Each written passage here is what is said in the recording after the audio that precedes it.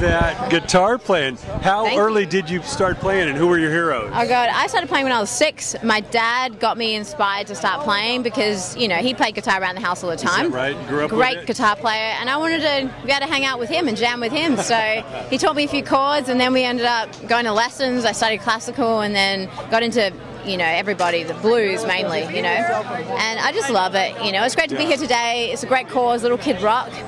You know, I'm part of School of Rock and all that stuff to help children, and especially musical instruments in schools, which is very important. So important. I grew up in Australia, where there was quite a few schools that had, you know, musical programs, and if I didn't have a music room, I'd go mad. So it's such a, you know, a bummer that it's been taken out of schools lately. It's a shame to think of kids growing up without the choice, you know? Completely, yeah.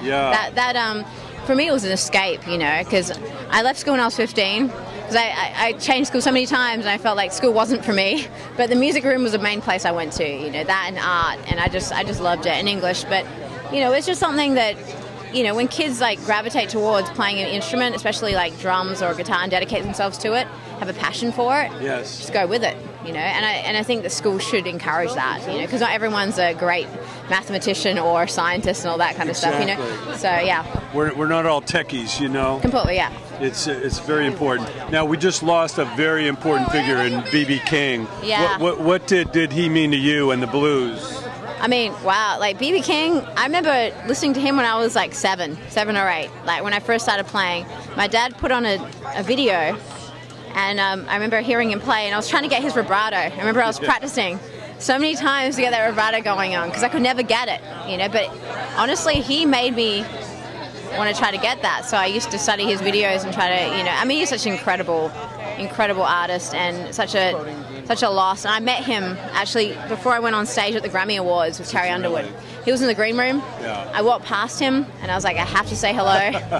And he was so sweet. He was so sweet to me, and big heart. And he was a very good friend of Richie's. Yes. And you know, Richie was really upset about him gone, and you know, it's just such a huge loss. I mean, there's not, I mean, Buddy Guy's the only one left now, you know. But he left us with so much good music that we can enjoy, but it's important to show our love to these pioneers before they're gone.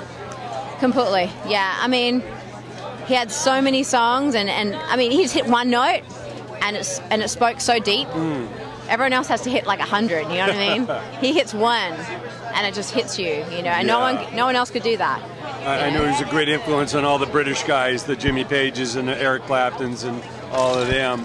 And now you had an incredible experience working with Michael Jackson. Yeah. I know it was way too short, but what was the greatest thing you learned from Michael?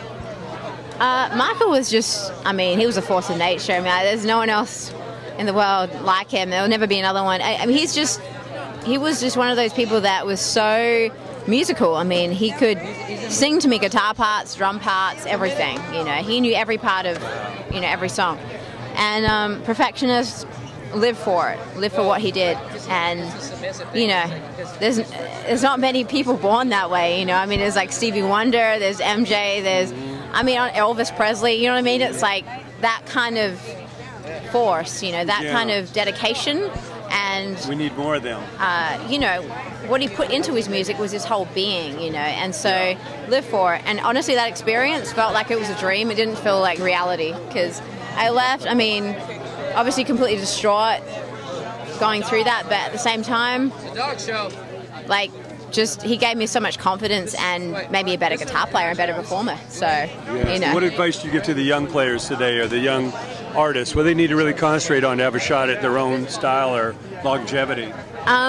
You know, when writing a song, just be real about it. You know, write about yourself, write about what you're going through. But you know, it has to be about connecting with people, and the only way you can do that is to tell your story. You know, and you can shred too, you know, but mainly it's about like the songs, and that's what we're doing right now. Me and Richie have been writing a record for about a year and a half, and Michael Bearden, who's a really good friend of mine, and we're all collaborating on this project where the sound is so different, and it's about the songs. Yes. It's not going to be a glorified guitar shredding record, which we could have made, which we might make in the future, but this is more about, you know, more about the songs. I hope it connects to a lot of people, because I'm digging it, so I can't wait to play it live, definitely.